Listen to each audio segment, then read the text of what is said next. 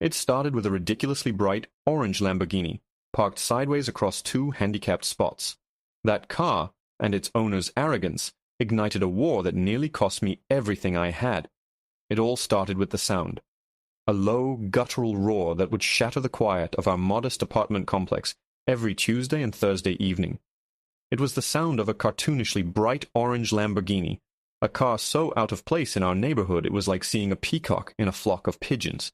And every single time, without fail, it would park sideways across the two handicapped spots right in front of the main entrance.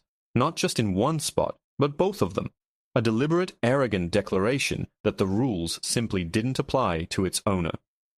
The owner was a man who looked like he was assembled from a catalog of things I couldn't afford. Preston Vanguard, CEO of some tech startup called Innovate Corp. I only knew his name because I'd seen him on the cover of a local business magazine at the supermarket. His face was a permanent smirk, his hair perfectly coiffed, and he always wore suits that probably cost more than my car. He didn't even live in our building. He was visiting his latest girlfriend, a 20-something aspiring influencer, who lived on the top floor. For weeks, I let it go. I'm not a confrontational guy. I work a double shift at a packaging plant to make rent and pay for my son Leo's asthma medication. The last thing I need is trouble.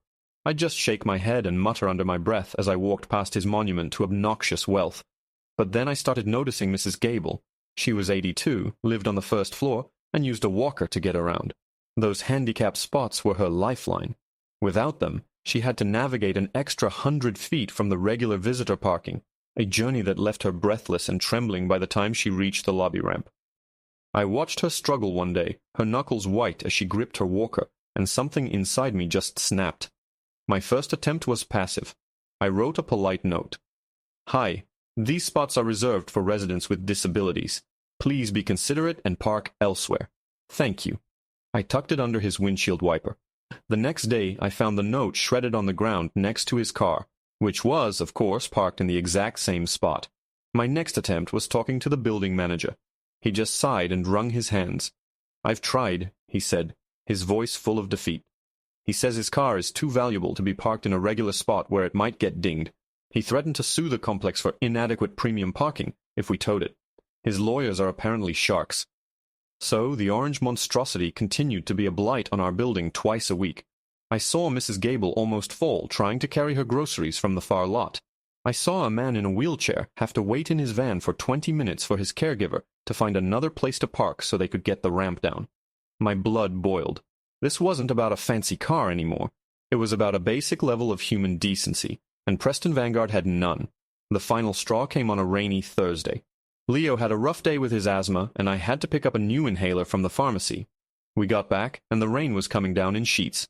And there it was, the Lamborghini, gleaming under the downpour, occupying the only two covered spots in the entire complex, the handicapped spots. I had to park 3 buildings away. I ended up carrying my wheezing 7-year-old through the cold rain, his little body shivering against mine. By the time we got inside, we were both soaked, and his cough was worse. That was it. I tucked Leo into bed, gave him his nebulizer treatment, and then I sat by my window, phone in hand, and waited. I wasn't going to write a note. I wasn't going to talk to the useless building manager. I was going to watch and wait for the moment Vanguard came downstairs, and I was going to call parking enforcement. Around 10 p.m. the lobby doors opened. Vanguard swaggered out, a phone pressed to his ear, laughing loudly about some merger or acquisition. He didn't even have an umbrella, just let the expensive suit get wet as if it meant nothing. I dialed. I explained the situation to the dispatcher, the recurring problem, the specific violation. She promised to send an officer as soon as one was available. For 20 minutes I watched him. He wasn't leaving. He was just leaning against his car, still on the phone, the engine off. My heart hammered in my chest. What if the officer didn't get here in time? What if he just drove away? But then I saw the blessed red and blue lights flashing at the entrance to the complex. A police cruiser pulled in slowly, its headlights sweeping across the rain-slicked asphalt. Vanguard's entire demeanor changed. The confident smirk vanished. He hung up the phone and stared at the approaching cruiser with a look of pure indignation, as if he couldn't believe the universe would dare inconvenience him. The officer, a stern-looking woman, got out and walked right up to him. I couldn't hear their conversation from my window, but I could see the body language. Vanguard was gesturing wildly, pointing at his car, then at the building. The officer was unmoved. She just stood there, notepad in hand, occasionally shaking her head. Finally, she started writing the ticket. Vanguard's face turned a shade of crimson that nearly matched his car. He snatched the ticket from her hand, said something that made her jaw tighten, and then he finally looked around the parking lot, his eyes scanning the windows. His gaze landed on my apartment. He couldn't have known for sure it was me, but his eyes narrowed, locking onto my silhouette in the window. A cold dread trickled down my spine. He wrenched open the door of the Lamborghini and slid inside. The engine exploded to life, a deafening roar that echoed through the complex. He didn't just back out. He peeled out, tires squealing on the wet pavement. As the car rocketed past my building, he slowed just for a second, turned his head, and looked directly up at my window. He raised his hand, extended his middle finger, and held it there for a long, deliberate moment before speeding off into the night. I should have felt victorious. I felt sick. A few weeks went by, and I almost managed to convince myself it was over. The orange car never returned. Then a certified letter arrived. It was from the Providence Municipal Court. My stomach sank. I tore it open, expecting a summons to be a witness for the parking ticket he was obviously contesting. And that summons was in there, all right. But it was clipped to another, much thicker document. My eyes scanned the legalese, my blood running cold as I deciphered the words. It was a counterclaim, filed by Preston Vanguard, against me, for civil harassment, stalking, and intentional infliction of emotional distress. He was demanding $50,000 in damages. He claimed my vendetta against him had caused him severe anxiety and damaged his professional reputation. It was insane. It was a lie. And I suddenly realized I hadn't just picked a fight with a rich jerk. I had picked a fight with a monster who had the money and the malice to ruin my life over a parking spot. $50,000. The number just echoed in the silence of my apartment, louder than any Lamborghini engine. It might as well have been 50 million. It was a figure so cartoonishly large, so completely untethered from my reality, that my first reaction was a short, sharp laugh of pure disbelief. Then the laugh caught in my throat and turned into a choking sound. This wasn't a joke. This was a tactical nuke aimed directly at the center of my life. For the next 2 days, I was a ghost. I went to work, packed boxes on autopilot, my hands moving while my mind raced in a panicked loop. This wasn't just about money, though God knows I didn't have any. This was about Leo. If I lost, if they garnished my wages for the rest of my life, how would I afford his medication, his specialist visits? What if they could somehow prove I was an unstable stalker and argue I was an unfit parent? Vanguard wasn't just trying to punish me for a parking ticket. He was trying to erase me. I knew I couldn't afford a lawyer. It was like needing a spaceship to get to the moon and only having bus fare. My only hope was the city's legal aid society. I took a day off work, a day's pay I couldn't spare, and sat for 4 hours in a drab, overcrowded waiting room. Finally, I was called into a tiny, cluttered office to meet Sarah Jenkins. She looked as tired as I felt. Her hair was pulled back in a messy bun, and there were dark circles under her eyes, but those eyes were sharp. They scanned the ridiculous lawsuit from Vanguard's high-priced law firm, her expression shifting from weariness to a kind of grim fascination. "So let me get this straight," she said, leaning back in her squeaky chair. "Mr. Vanguard, CEO of Innovate Corp., a man whose company was valued at 9 figures last quarter, is suing you, a factory worker, for $50,000 because his feelings were hurt when you reported him for illegally parking his $250,000 car in a handicapped spot." "That's about the size of it," I mumbled. She let out a low whistle. "This isn't a lawsuit. This is a weapon. It's called a slap suit, a strategic lawsuit against public participation. Rich guys use them to silence and bankrupt people who annoy them. It's disgusting." She tapped a pen on the file. "The good news is, judges hate them. The bad news is his lawyers will try to bleed you dry with motions and discovery long before we ever see a judge. They'll bury us in paperwork." She looked me dead in the eye. "I'll take your case, pro bono. But you need to understand, this is going to be hell. Are you ready for that?" I thought of Leo, struggling for breath that rainy night. I thought of Mrs. Gable, her hands trembling on her walker. "I am," I said, my voice steadier than I expected. The next few months were a blur of paperwork and preparation. Sarah was incredible, a whirlwind of energy who seemed to run on coffee and a pure, unadulterated hatred of bullies.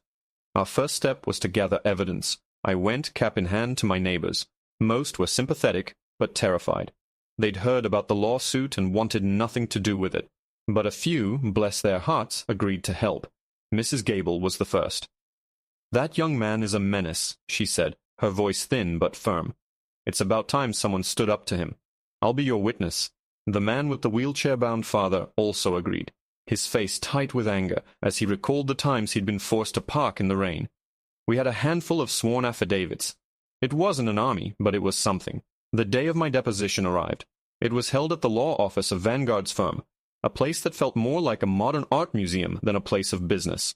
Glass walls, minimalist furniture, and a view of the entire city. I felt small and grubby in my best collared shirt.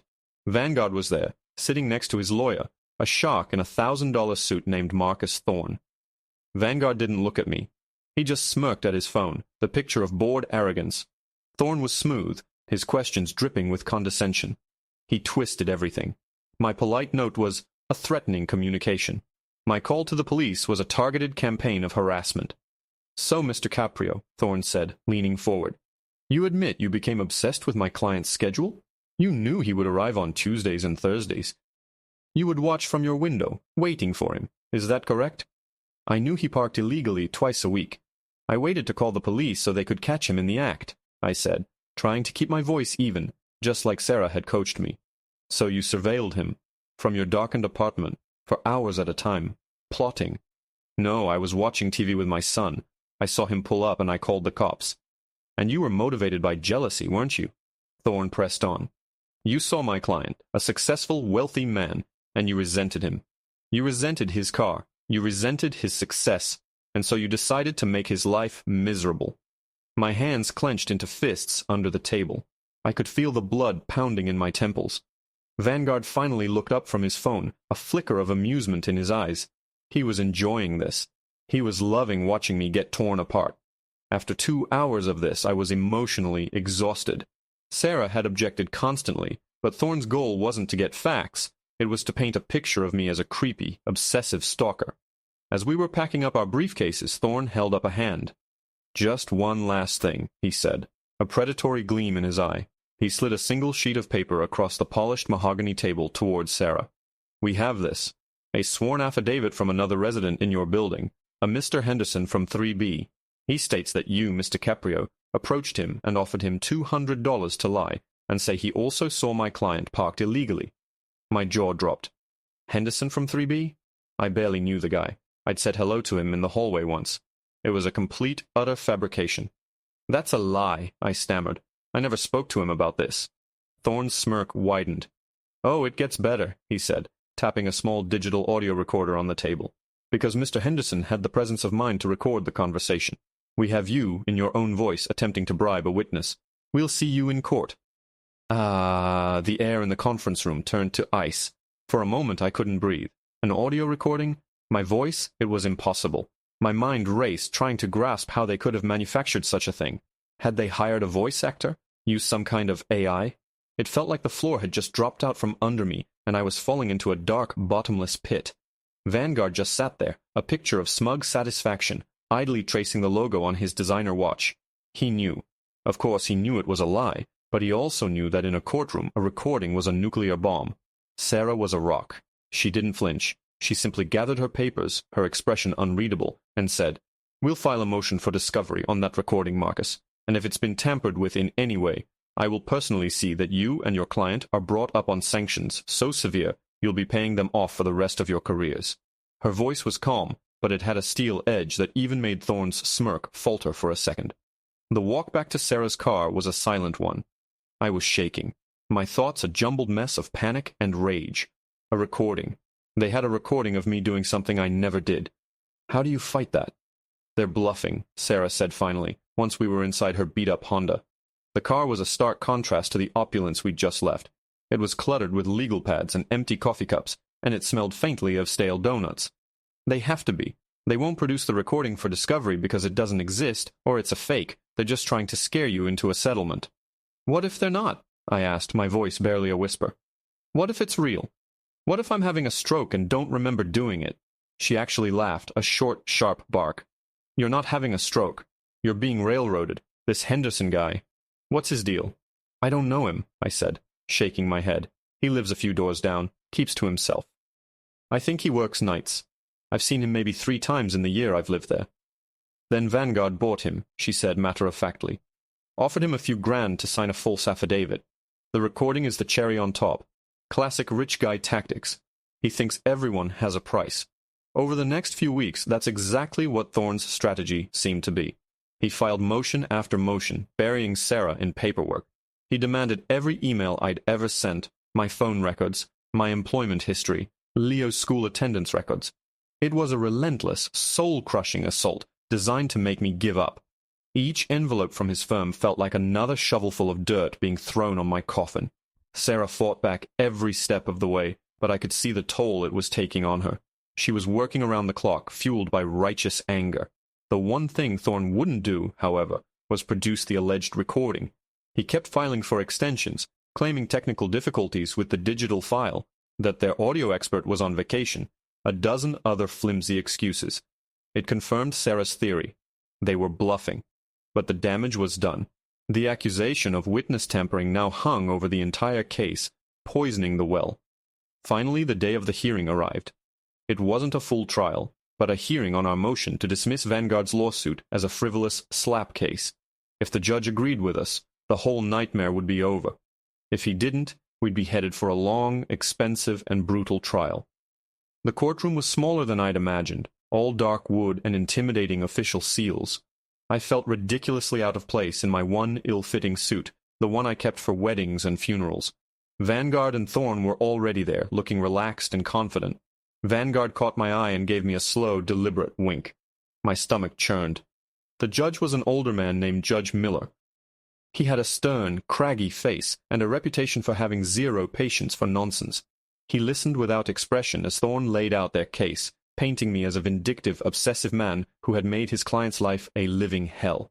He described the surveillance, the threatening note, and then he dropped the bomb.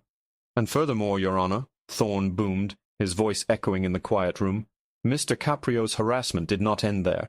In a desperate attempt to bolster his false narrative, he attempted to bribe another resident, a Mr. Henderson, to perjure himself. We have a sworn affidavit, and we also have an audio recording of this criminal act. Judge Miller's eyes narrowed slightly. He looked at Sarah.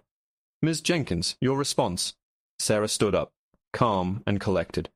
Your Honor, my client has been the victim here.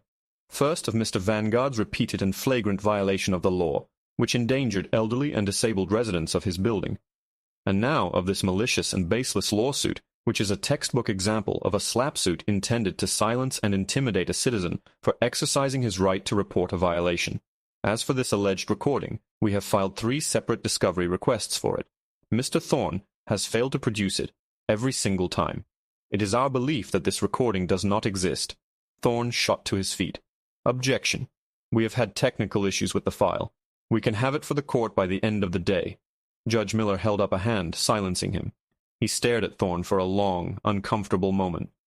Technical issues for 6 weeks, Mr. Thorne? That strains credulity. He turned his gaze to me. It felt like he was looking right through me. Mr. Caprio, did you offer to pay a Mr. Henderson to lie for you? No, Your Honor, I said, my voice shaking slightly. Absolutely not. I barely even know the man. The judge looked back at Thorne. Then let's settle this. You say you have the recording. You say you can have it here by the end of the day. Fine. The court will recess for 2 hours. Be back here at 1 p.m. with your recording. If you don't have it, I will be granting Ms. Jenkins's motion to dismiss, and I will be looking at you very closely for sanctions. Thorne's face went pale. Vanguard whispered something furiously in his ear. The bluff had been called. For the first time, I felt a tiny spark of hope. They didn't have it. We were going to win. We returned at 1 o'clock. The tension in the courtroom was thick enough to cut with a knife. Thorne and Vanguard were huddled together, looking grim. Sarah gave my shoulder a reassuring squeeze. Mr. Thorne, Judge Miller said, his voice a low growl. Do you have the recording? Thorne stood up, cleared his throat, and placed a small USB stick on his desk. We do, Your Honor. My heart stopped. The spark of hope was extinguished, replaced by a wave of cold terror. It was real. They had something. Sarah's face was a mask of disbelief. Due to the, sensitive nature of the audio file, Thorne said, his confidence suddenly returning. We have prepared a certified transcript for the court to review. He handed a document to the bailiff, who passed it up to the judge. Judge Miller put on his reading glasses and began to read. The room was utterly silent except for the rustling of the paper. I watched the judge's face, trying to read his expression. It was unreadable, a stone mask. He read for what felt like an eternity. Finally, he looked up, took off his glasses, and stared directly at me. His expression was one of pure, unadulterated disgust. "Mr. Caprio," he said, his voice dangerously quiet, "after reading this transcript, I have just one question for you. How on earth did you get your hands on Leonardo DiCaprio's personal cell phone number?" The courtroom tilted. The words hung in the air, nonsensical and bizarre. Leonardo DiCaprio? The actor? I stared at the judge, my mind a complete blank. I saw Sarah's head whip around to look at me, her eyes wide with confusion. Thorne and Vanguard were both wearing identical, triumphant smirks. This was their masterstroke, some kind of insane, incomprehensible trap, and I had just walked straight into it. I don't understand, Your Honor," I stammered, my voice cracking. "I've never spoken to Leonardo DiCaprio in my life. I don't know what that has to do with anything." Judge Miller's expression didn't soften. It hardened into granite. "Don't play dumb with me, son. It's not a good look." He held up the transcript. "This purports to be a conversation between you and this Mr. Henderson, but the number Mr. Henderson called you from, the number this recording was allegedly made on, is registered to a one Mr. Leonardo DiCaprio." He glared at Thorne. "And Mr. Thorne was so kind as to provide the court with certified phone records proving it." Thorne gave a magnanimous shrug. "We were as surprised as you are, Your Honor. It appears Mr. Caprio has some interesting connections." The trap was brilliant in its absurdity. They hadn't faked a recording of me bribing a witness. They had faked a recording of something, and then tied it to an impossibly famous person. They weren't trying to prove I bribed Henderson anymore. They were trying to prove I was a sophisticated con artist, a liar so audacious he would use a celebrity's phone number to cover his tracks. It was designed to destroy my credibility completely, to make me look like a lunatic. Sarah shot to her feet. "Your Honor, this is an absolute farce. This is a transparent and desperate attempt to derail these proceedings with fantastical nonsense. There is no logical explanation for my client to be involved with Leonardo DiCaprio's phone number, because he wasn't. This is proof of nothing but the depths of the plaintiff's willingness to fabricate evidence." Judge Miller held up a hand. "Sit down, Miss Jenkins." He looked back at me, his eyes cold and assessing. "Mr. Caprio, I'm going to ask you one more time. Explain this."